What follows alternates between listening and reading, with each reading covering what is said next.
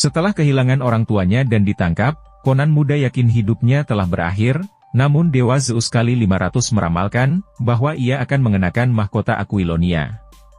Pandai besi tua menempa pedang besi, dan setelah itu dia pergi bersama Conan ke lereng gunung untuk memberitahu putranya tentang Dewa Zeus kali 500, dewa besar rakyat mereka, dan rahasia jackpot Maxwin. Kehidupan di desa terganggu oleh kedatangan pasukan musuh, yang dipimpin oleh penyihir jahat Tulsadom. Para perampok menghancurkan semua penduduk desa, dan tepat di depan Conan, mereka menikam ayahnya dengan pedang. Ibu Conan bersembunyi bersamanya di hutan, tetapi pasukan Tulsadom menemukan mereka. Penyihir jahat mengambil pedang pandai besi dan mendekati wanita itu, menghipnotisnya dengan tatapannya, dan tanpa menghiraukan anaknya, Tulsadom memenggal kepala wanita itu. Bersama dengan anak-anak desa lainnya, Conan mendapati dirinya diperbudak oleh para penjahat, dan para tawanan dibawa melalui hutan dan ladang, ke tempat di mana Tulsadom berniat membangun kota mistisnya. Di tengah pemukiman, para budak muda memutar roda raksasa. Conan diikat di atasnya, dan pria itu memiliki waktu yang lama untuk memutarnya. 20 tahun berlalu. Conan masih memutar roda itu, tapi dia bukan lagi seorang anak-anak, melainkan seorang pria dewasa dan kuat. Suatu hari, terjadi perubahan dalam hidup pria itu, sang majikan mengambil Conan dari kincir dan membawanya ke kota tetangga, tanpa menjelaskan apapun. Di sana, Conan didorong ke atas ring dan diterkam oleh lawan dengan gigi tajam, yang kemudian dikalahkan dengan mudah oleh Conan. Sejak hari itu, Conan menjadi tentara bayaran utama dan mengambil bagian dalam setiap pertarungan, mengalahkan lawan yang kuat dan berani. Ketika kemenangan pria itu tidak lagi dihitung, dia dikirim ke timur untuk mempelajari seni bela diri dari para guru besar. Selain itu, di timur, sang pejuang diajari membaca dan menulis. Dia diperkenalkan dengan wanita dan menjadi seorang pria sejati, meskipun dia tinggal di dalam sangkar sepanjang waktu. Meskipun masa kecil Conan jauh dari rumah, dia tidak melupakan kata-kata ayahnya dan terus berdoa kepada Dewa Zeus kali 500, dan mengidamkan kekuatan jackpot. Bertahun-tahun kemudian, setelah mendapatkan rasa hormat dari tuannya, Conan mendapatkan kebebasannya dan melarikan diri dari pemilik budak. Dalam perjalanannya, pemuda ini bertemu dengan sekawanan serigala, dan untuk melarikan diri dari mereka, dia mendaki gunung berbatu. Saat terjatuh ke dalamnya, Conan mendapati dirinya berada di sebuah makam gelap yang terbengkalai. Prajurit itu membuat api dan melihat sekelilingnya. Di sepanjang dinding, dia melihat kerangka-kerangka yang ditutupi jaring laba-laba, dan di ujung ruang singgasana, terdapat jasad raja. Conan melihat sebilah pedang di tangan kerangka tersebut, dan dengan hati-hati mengambilnya. Sang pejuang membersihkan karat dan kotoran yang menempel, dan akhirnya mendapatkan senjatanya. Kepala raja kuno menunduk, dan pemuda itu melihatnya sebagai pertanda, Dewa Zeus kali 500 sendiri yang membawanya ke sini dan memberinya pedang kuno itu. Setelah keluar dengan pedang, Conan melepaskan sisa-sisa rantai, dan setelah berurusan dengan serigala, dia melangkah lebih jauh. Conan melakukan perjalanan beberapa kilometer, sampai dia bertemu dengan orang pertama yang masih hidup, seorang wanita cantik yang menunggu prajurit di ambang pintu gubuknya. Dia mengundang sang pengelana masuk dan beristirahat, memberitahunya bahwa kekuatan magis telah memperingatkannya sejak lama, tentang kedatangan seorang pria perkasa. Penyihir itu menarikan tarian ritual untuk Conan, dan memberitahunya tentang ramalan bahwa dia akan menjadi raja dan mengalahkan ular mistis. Untuk melakukannya, pria itu harus membayar harga dan berbaring di tempat tidur bersamanya. Conan tidak menolak kesenangan itu, tetapi begitu pria itu mulai bermantap-mantap, penyihir cantik itu berubah menjadi penyihir yang mengerikan, dan prajurit itu harus melemparkannya ke dalam perapian. Anehnya penyihir itu tidak mati, dan malah berubah jadi bola api, menghilang ke dalam hutan. Setelah beristirahat, Conan bersiap untuk melanjutkan perjalanan, tetapi dari ngarai gunung dia mendengar permintaan bantuan seseorang. Si barbar menemukan seorang tahanan pengemis, yang dibiarkan mati sebagai hukuman atas pencurian. Nama tawanan itu Sabotai, meminta makanan, tetapi Conan memutuskan untuk membawa anak itu bersamanya, agar tidak melanjutkan perjalanan ini sendirian. Para pria mendapatkan beberapa permainan, dan duduk di dekat api unggun untuk lebih mengenal satu sama lain. Mereka saling bercerita tentang dewa-dewa mereka dan bahkan berdebat sedikit. Selama beberapa hari berikutnya, para pria itu berjalan melewati ladang, hutan, gunung dan sungai, hingga akhirnya mereka sampai di sebuah kota yang tidak mereka kenal. Berjalan-jalan di pasar, para pelancong melihat binatang-binatang aneh dan mencoba beberapa makanan asing. Setelah menyegarkan diri, mereka melanjutkan perjalanan tanpa menentukan tujuan mereka. Di kota lain, Conan memberikan pedangnya kepada pandai besi untuk diasah. Mereka beristirahat lagi dan bertemu dengan seorang pria tua, yang darinya mereka dapat belajar tentang ular yang dicari Conan. Orang tua itu mengatakan, bahwa setahun yang lalu itu hanya sebuah sekte kecil, tetapi sekarang patung ular telah muncul di semua kota, dan pasukan pemimpin ular memburu orang-orang di malam hari. Conan menunjukkan kekuatannya kepada Subotai dengan merobohkan seekor unta, tetapi hal ini menarik terlalu banyak perhatian, dan mereka harus meninggalkan kota di tengah malam. Dalam perjalanan keluar dari kota, mereka bertemu dengan seorang gadis yang membawa pedang, Valeria. Ketika dia mengetahui bahwa para pelancong ingin memasuki kuil ular, dia meminta mereka untuk membawanya. Rombongan naik ke atap kuil, dan melalui tali tebal mereka turun ke dalam, mencium bau busuk yang mengerikan. Pada saat ini, sebuah ritual dimulai di kuil, dan puluhan orang sektarian berpakaian putih mengelilingi pendeta, kaki tangan Tulsadom. Sementara Valeria menyaksikan ritual tersebut, Conan dan Subotai turun ke bawah dan menemukan seekor ular besar yang menjaga permata ajaib, mata ular. Valeria menyingkirkan salah satu gadis, dan dengan menyamar dalam kostumnya, dia mengamati ritual tersebut, di mana seorang gadis cantik muncul di tengah aula dan dikirim ke bawah untuk dimakan ular. Sementara itu di bawah, Conan menyadari bahwa ular itu akan menyerangnya, sehingga Conan menancapkan pedangnya ke ular berbisa raksasa itu. Subotai membantu temannya membunuh ular tersebut, dan saat gadis itu jatuh, teriakannya terdengar dari ruang bawah tanah. Kepanikan terjadi di kuil, tetapi para sektarian tidak berhasil menangkap para pencuri, mereka naik ke atap dan melompat ke kolam, lalu pergi.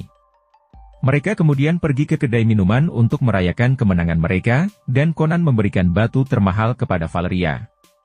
Setelah itu, pasangan itu masuk ke kamar mereka dan menghabiskan malam bersama. Conan menggunakan batu tersebut untuk membuat liontin untuk Valeria, yang ia kalungkan di lehernya. Conan merasa seperti seorang pemenang, dan ketika menghayal menjadi kaya, mereka mendapatkan semua kesenangan hidup, mereka makan enak, bersenang-senang, dan minum-minum. Hal ini menjadi lelucon buruk bagi para pencuri, Conan tertidur di meja dan mabuk berat. Dan saat anak buah Raja Osric datang ke kedai minuman, Valeria gagal membangunkannya. Raja Osric senang dengan kelancangan orang-orang asing itu. Dia memberitahu mereka bahwa selama berbulan-bulan, Tulsadom telah membuat seluruh kota dalam ketakutan, dan Putri Osric yang masih kecil juga telah jatuh di bawah pengaruh penyihir jahat dan meninggalkan rumahnya. Pria tua itu menghadiahi para pencuri dengan permata, dan meminta mereka untuk menyelamatkan sang putri dan berurusan dengan Tulsadom. Valeria mencoba menghalangi Conan dari eksploitasi tersebut, dia percaya bahwa Tulsadom terlalu berbahaya untuk dikalahkan oleh mereka bertiga. Subotai setuju dengan gadis itu, tetapi Conan si barbar tidak mengatakan apa-apa kepada kekasihnya.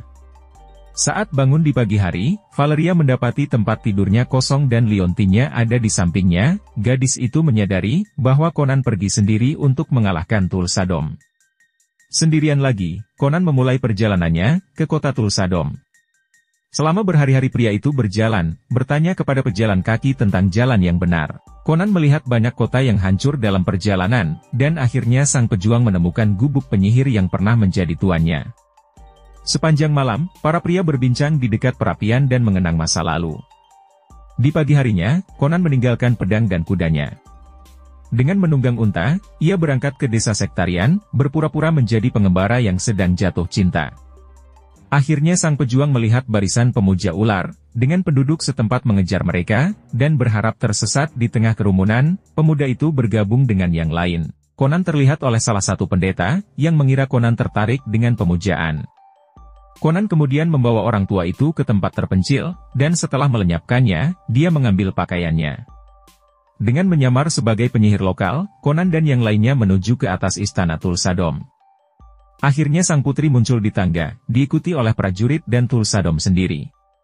Saat Conan dan yang lainnya berpura-pura menyembah penyihir itu, Conan diserang oleh para pengawalnya, yang mengenali orang asing sebagai kafir. Jumlah mereka terlalu banyak, sehingga Conan gagal melarikan diri dan para sektarian membawanya ke tempat eksekusi. sang pejuang dihadapkan pada cobaan yang berat, dan kemudian dia dikunjungi oleh Tulsadom sendiri, yang menuntut pemuda itu untuk memberitahunya kemana perginya mata ular itu. Conan mengingatkan penyihir itu tentang apa yang dia lakukan pada keluarganya, tetapi Tulsadom percaya bahwa itu adalah kesalahan masa mudanya, dan dia tidak mengampuni siapapun dalam pencariannya akan rahasia baja, sehingga dia tidak menyesali apapun yang terjadi. Sebagai hukumannya, Conan dikirim ke pohon kesengsaraan. Melihat burung nasar yang berputar-putar, sang pejuang menyadari bahwa ajalnya telah tiba dan dia tidak akan pernah bisa keluar. Namun, dengan terbitnya matahari, datanglah keselamatan. Subotai muncul di Cakrawala, yang akhirnya datang membantu sahabatnya. Subotai diikuti oleh Valeria. Teman-temannya menyeret Conan ke gubuk dukun, dan memintanya untuk menyembuhkan sang pejuang, tetapi sang dukun memperingatkan mereka bahwa harganya akan mahal. Selama beberapa hari, sang dukun melakukan ritual, melukis pola-pola yang berbeda pada tubuh sang pengembara. Malam yang menentukan menjadi sangat sulit, tetapi Conan beruntung dan sadar berkat kegigihan kekasih dan sahabatnya, yang mengusir roh-roh kematian. Conan kembali berlatih, berjanji pada dirinya sendiri untuk kembali ke kuil Tulsadom dan membalaskan dendamnya. Kali ini teman-temannya berkumpul dengan sang pejuang, dan lelaki tua itu memberitahu mereka cara menembus gunung tempat tinggal Tulsadom. Subotai meminta Conan untuk menyimpan balas dendamnya untuk lain waktu, karena sekarang mereka harus menculik sang putri dan melarikan diri, tetapi jelas dari wajah Conan bahwa dia tidak setuju. Dukun memberkati para tamu dan mereka berangkat. Berada di dekat pintu masuk tebing, mereka saling merias wajah dan menyelinap ke dalam melalui dapur, di mana mereka baru saja menyiapkan ramuan dari orang yang diculik. Begitu masuk ke dalam aula utama, para pengembara bersembunyi di balik pagar dan menyaksikan upacara yang diikuti oleh puluhan pengikut sekte. Mereka merangkak melintasi lantai, menghibur Tulsadom dengan permainan orang dewasa. Sementara sang putri duduk di kaki penyihir, berada di atas angin. Tiba-tiba, Tulsadom mulai berubah, rahangnya maju ke depan dan tangannya menghilang di balik jubahnya. Setelah beberapa menit, penyihir itu berubah menjadi ular besar dan turun. Sementara itu, Valeria dan Subotai melenyapkan para penjaga, dan Conan memasuki pusat aula dan membubarkan kerumunan, mencoba mendekati Tulsadom. Valeria menangkap sang putri dan rombongan pergi, menghentikan pengejaran dengan kuali berisi minuman dari orang yang diculik. Akhirnya, mereka menghancurkan kastil, meninggalkannya dalam runtuhan. Para pejuang gagal menangkap penyihir itu, tetapi mereka memutuskan untuk pergi dan kembali lagi nanti. Meskipun ada penjaga di koridor, rombongan berhasil meninggalkan gua. Dengan menunggang kuda, mereka pun menuju kerajaan Osric. Tulsadom tidak berniat mengejar para buronan, ia malah mengambil salah satu ularnya, membuat anak panah dan menembakkannya ke arah para pelancong. Anak panah itu mengenai Valeria, dan gadis itu langsung jatuh sakit. Dia menyadari bahwa ini adalah akhir hidupnya, dan untuk terakhir kalinya dia meminta Conan untuk memeluk dan menciumnya. Gadis itu meninggal tepat di pelukan kekasihnya, yang semakin memicu keinginan Conan untuk membalas dendam. Valeria dimakamkan menurut tradisi barbar di sebuah kota yang ditinggalkan. Dengan mengenakan liontin Valeria di lehernya, Conan menyiapkan jebakan untuk penyihir yang pasti akan datang, yaitu untuk mengambil putri yang diculik. Ia dan Subotai memasang pagar dari tiang-tiang dan memasang perangkap. Dukun tua juga bergabung dengan mereka, dengan membawa baju besi dan pedang dari suatu tempat. Sementara itu, sang putri berdiri di rantai di atas batu di atas bukit, berperan sebagai umpan. Akhirnya, pasukan Tulsadom muncul, dan pasukan itu menemuinya dengan kesiapan penuh. Conan bahkan menyempatkan berdoa kepada Dewa Zeus kali 500, karena sudah lama tidak dapat jackpot. 3 prajurit bertarung melawan seluruh pasukan, dan mereka berhasil mengalahkan semuanya kecuali Tulsadom, karena penyihir itu tidak mendekat, menyaksikan pertempuran dari pinggir lapangan. Menyadari bahwa dia telah kalah, Tulsadom memutuskan untuk melenyapkan sang putri, agar tidak jatuh ke tangan musuh-musuhnya. Melihat rencana penjahat itu, Subotai berhasil melindungi sang putri dan Tulsadom pergi dengan tangan hampa. Setelah mengalahkan salah satu tentara bayaran Tulsadom, Conan menemukan gagang pedang ayahnya, dan dalam hal ini pemuda itu kembali melihat tanda dari Zeus kali 500 yang membantunya. Pada malam hari, Tulsadom mengadakan ritual lain, mengumpulkan ribuan pengikutnya dengan obor di tangga depan. Conan juga datang ke pertemuan itu, dan sang putri mengantarnya pergi dengan aman. sehingga dia bisa mendekati penyihir itu dari belakang. Tulsado mencoba menghipnotis Conan dengan memanggilnya sebagai putranya, tetapi Conan kebal terhadap pesona penyihir, lalu kemudian mengambil kepalanya sebagai piala, menunjukkannya kepada majelis dan memerintahkan semua orang untuk bubar. Setelah membebaskan orang-orang, Conan duduk di tangga. Ketika sang putri datang untuknya, pemuda itu membakar sarang ular dan pergi untuk membawanya pulang, dan terus mencapai prestasi baru. Hingga akhirnya, doa Conan terwujud. Ia mendapatkan Max Wynne dengan menikahi sang putri dan menjadi raja.